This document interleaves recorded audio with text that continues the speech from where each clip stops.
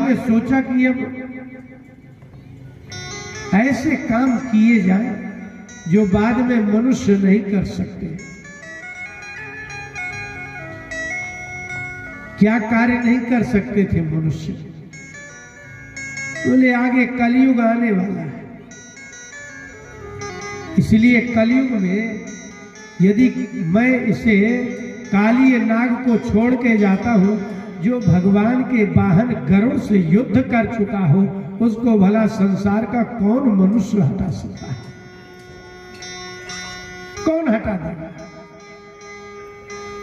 इसलिए विलोक्य दूषिताम कृष्णा, कृष्णा कृष्णा ही ना विभु,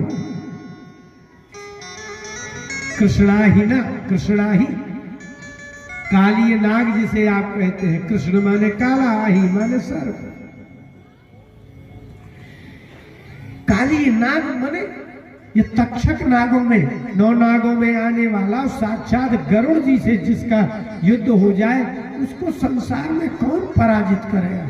और ये कलयुग तक बना रहा तो यमुना नदी अति दूषित हो जाएगी, लोग मरते ही रहेंगे, मर ही जाएंगे।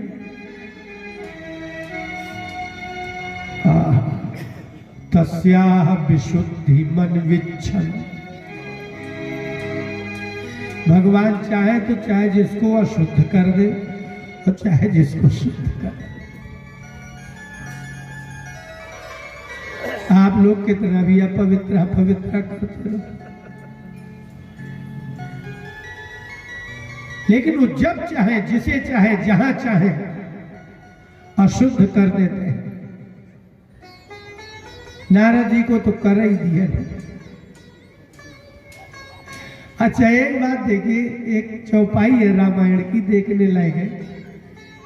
ये माताएं जम्हाई ले रही है, हम समझ रहे हैं, आपके मतलब की बात अभी करते हैं। नारद जी को जब विकृत रूप हो गया तो नारद जी का ये जो नारद मोह है ना, ये शिव पुराण का है, विद्येश्वर संहिता की। उसमें नारद जी ने एक शब्द कहा है, वो समझने लायक है। दैहो श्राप,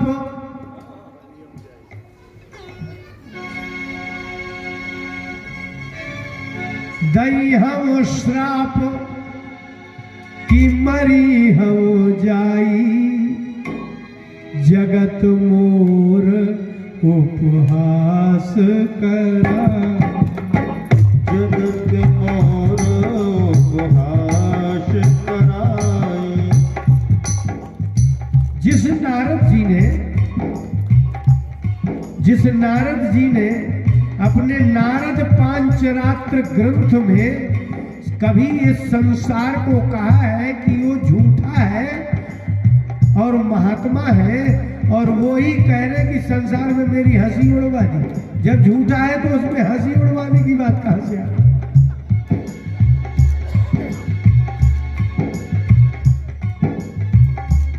लेकिन भगवान चाहे तो कहो बेइज्जती का अनुभव करवा दे।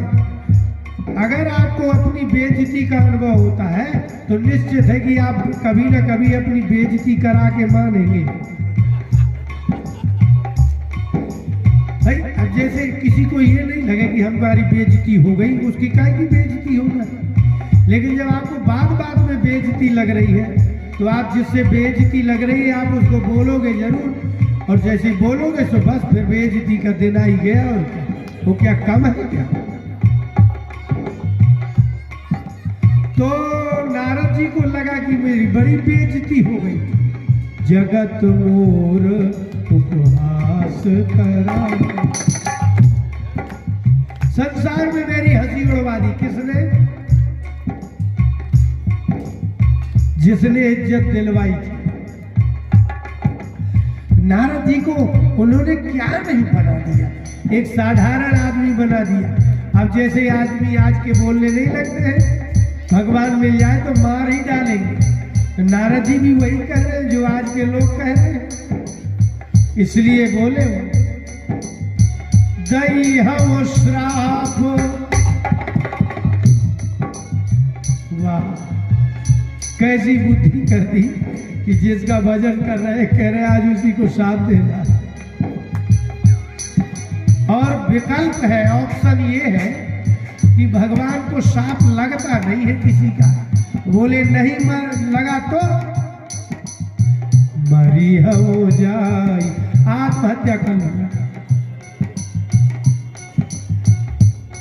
यही आज चल रहा है आजकल। माने घोर अज्ञानी का लक्षण है कि या तो मर जाऊंगा या मार डालूंगा।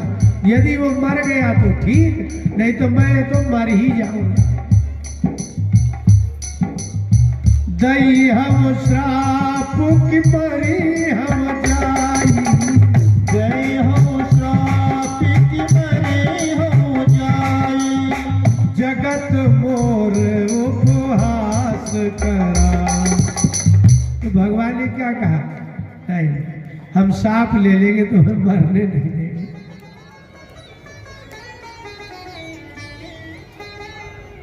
यही बात है ना। अगर आप भगवान के लिए मरने लगेंगे तो भगवान क्या करेंगे? क्या आपको मरने देंगे? भगवान ने कहा नारद जी चिंता मत करो, क्योंकि तुम्हें मरने का जो तुम नाटक कर रहे हो वो भी मेरी माया ही है, और जो तुम मुझे शाप दोगे वो भी वही है। इसलिए भगवान की इच्छा हो जाती है।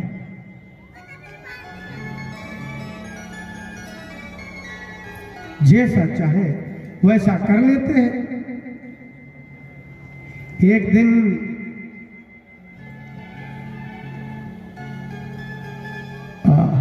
दो गोपियां बैठी थी, बड़ी भारी दुखी गोपी से एक दूसरी गोपी ने पूछा कि सखी आज क्या हो गया? बोले कि हम बताना नहीं चाहते। बोले क्यों? बोले शर्म की बात बताई नहीं जाती, पचाई जाती है, और जो